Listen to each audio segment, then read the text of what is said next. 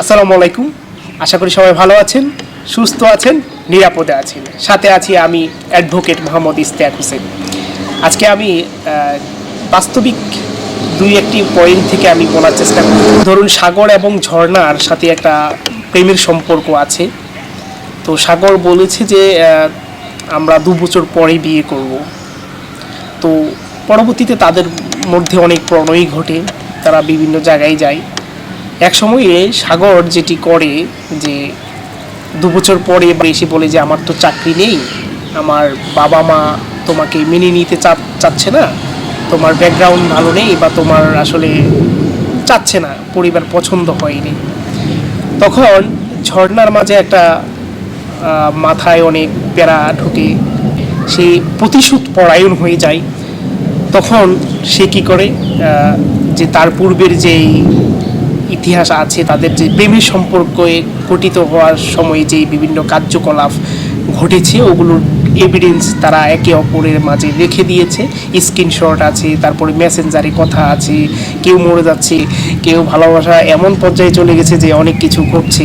তো এগুলোর ডকুমেন্ট দিয়ে সাধারণত আমাদের কাছে আসে। আমি ঝর্ণা, আমি তাহলে এখন সাগরের বিরুদ্ধে অ্যাকশান নিব। তাহলে কি নিব?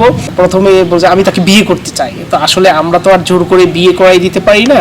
তো পরবর্তীতে তাহলে কি করা যায়? তাহলে আমাকে তো সে রেফ করেছে, অমুক দিন অমুক হোটেলে গিয়েছে, অমুক দিন অমুক রিসোর্টে গিয়েছে। তো এই বিষয়গুলি আসলে ওর তুলে ধরার চেষ্টা করে এবং কান্নাকাটি করে আবেগ আপ্লুত হয়ে তখন তারা রেফ কেসের দিকে মনোযোগী হয়। প্রেমের সম্পর্কের বিয়ের প্রলোভনে দর্শন করা, এই বিয়ের প্রলোভনে দর্শন করাইটাই হচ্ছে এখনকার সময়ে সবচেয়ে আলোচিত বিষয়।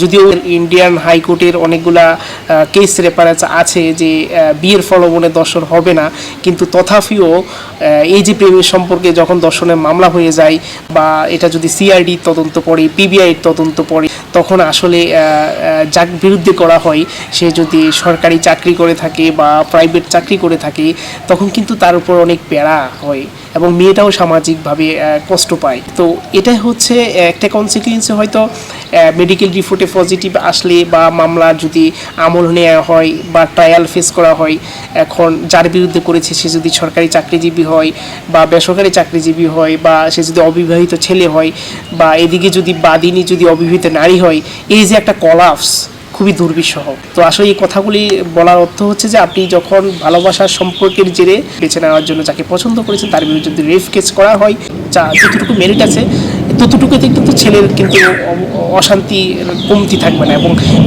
বাদিনী ও মেয়েটিও শান্তিতে থাকতে পারবে না।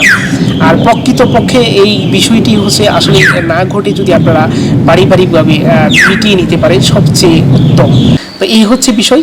এই সামাজিক প্রেক্ষাপটে আমার আজকের এই কথাগুলি বলা। ধন্যবাদ সবাইকে। ভালো থাকবেন, সুস্থ থাকবেন, নিরাপদে থাকবেন।